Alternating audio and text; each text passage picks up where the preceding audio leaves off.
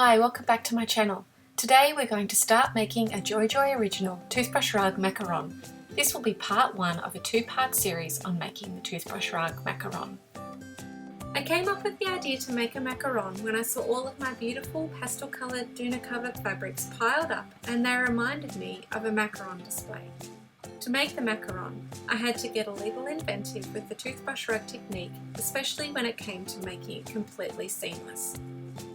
As you can see, the macarons can be made in a range of sizes, from large footstools to small decorative cushions. It just depends on the amount of fabric you have available. Do you want a macaron of your own? If you do, let's get started. The equipment and materials that we're going to need for this macaron include a patterned or solid colour fabric for the macaron shell, as well as a plain white fabric for the macaron filling. You'll also need a core fabric in a contrasting colour. We will also need a toothbrush needle or safety pin, as well as scissors and a tape measure. When it comes to filling our macaron, we're going to need a lining fabric such as the plain white fabric or calico. We're also going to need a sewing machine with matching threads. And finally, toy fill or foam for stuffing the macaron. Now that we have all of the equipment and materials, it's time to work out how many strips of the patterned feature fabric we have. This is important as we need 2/3 of the feature fabric strips for the top and bottom of the macaron, with the remaining 1/3 of the fabric strips needed for the side walls of the macaron.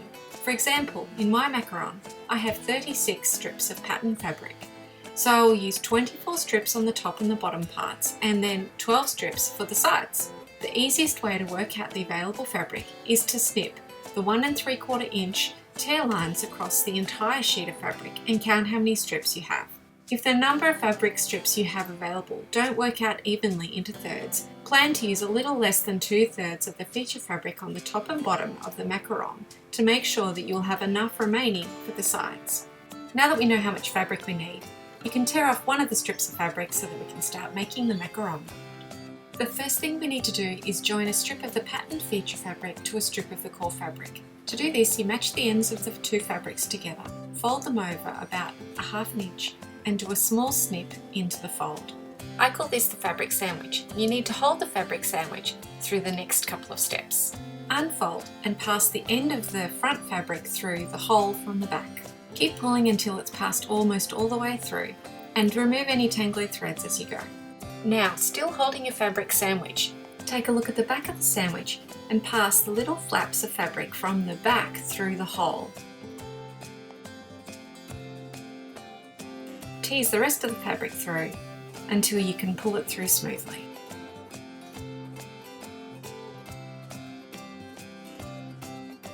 And tighten the joint. I know that if you're making this macaron, you're probably already an experienced toothbrush rug maker and know how to start a circular rug, which is the basis for the macaron. If you need a recap, please go to the link in the eye above. But to summarise, the macarons start with a 4 chain that is joined into a loop and worked in the round.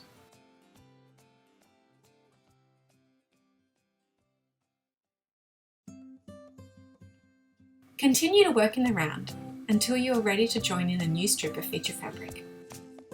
At this point, you need to count how many stitches you have on your circle so far. We then need to make a second circular toothbrush rug, exactly matching the number of stitches in that circular rug as with the first one. Throughout this entire macaron, for each strip of feature fabric that we use, we need to duplicate what we do on the second round rug so that there is always an equal number of stitches on each of the rugs. To make this process as easy as possible, keep track of how many stitches you're doing from each piece of feature fabric and duplicate that with the next piece of feature fabric on the other rug. In this way, each of the rugs is growing by one strip of fabric at a time, and it will be easy to keep track of how many stitches you have in the rugs. As you can see, I do lots of counting of my stitches in my rugs so that I make sure I always know how many extra stitches I need to add from each new piece of feature fabric.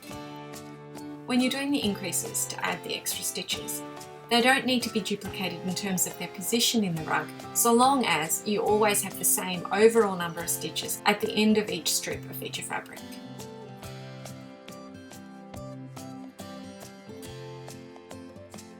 You keep working on each of your 2 round rugs until you've used 2/3 of the fabric, or just a little bit less than 2/3 of the fabric. In my case, I started with 36 strips of fabric and I have used 24 of them in these 2 rugs, so that's 12 strips in each of the rugs. The next step is to make the side walls of the macaron. To make the side walls of the macaron, we're going to use the remaining 1/3 of the patterned feature fabric, plus the plain white fabric. At this point, it's a great idea to check if you have sufficient feature fabric left for these side walls. Each of the rugs we have made will need 3 more rows of about the same diameter, so knowing that, in my case it takes about 2 strips of fabric to go around the rugs, I will need 6 strips of fabric for each rug. You can adjust the calculations for your rug. For instance, if it takes 3 strips of fabric per row in your rugs, you will need 9 strips of fabric to go around each of the rugs 3 more times, so a total of 18 more strips of fabric between the 2 rugs. Now it's time to start making the walls of our macarons. We do this using the same technique that we'll use for making the bowl, with a slightly outward curved edge.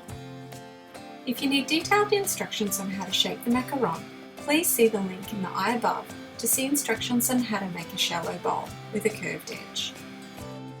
As before, it's important to keep track of the number of stitches you're doing in each of the macaron halves, so count them as you go, and especially if you're doing the occasional increase while you do the outward curve.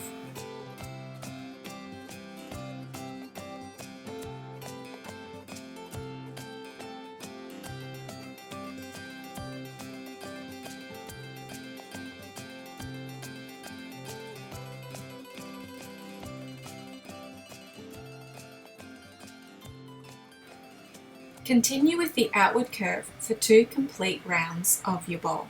In my case, that will be 4 fabric strips into each of my upper and lower parts of my macaron.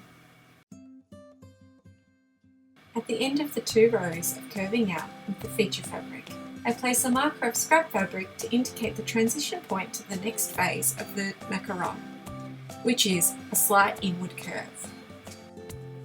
A slight inward curve is achieved by slightly increasing the tension on the core fabric.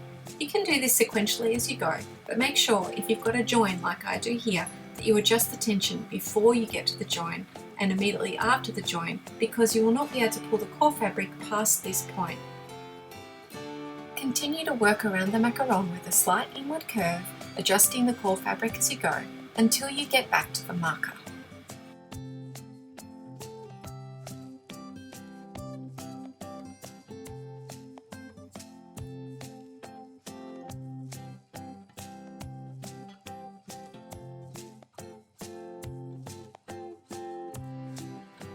As you will see, I don't quite get all the way back to my marker, but I'm only a few stitches short, and I've achieved the inward curve that I need on this final round, so it won't matter for the overall look of the macaron.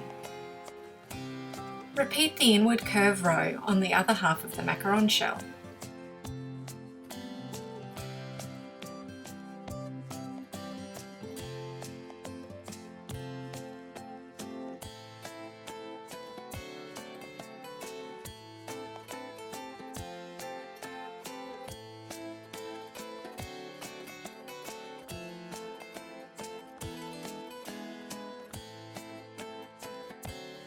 Now, using the white feature fabric, do 1 row on each of the macaron shells, curving in. Make sure you don't skip any stitches. Because we've been pulling in, some of the stitches are quite close together, and it is important that we still have the same number of stitches on both halves of our macaron shell. Make sure you stitch 1 stitch past the patterned feature fabric.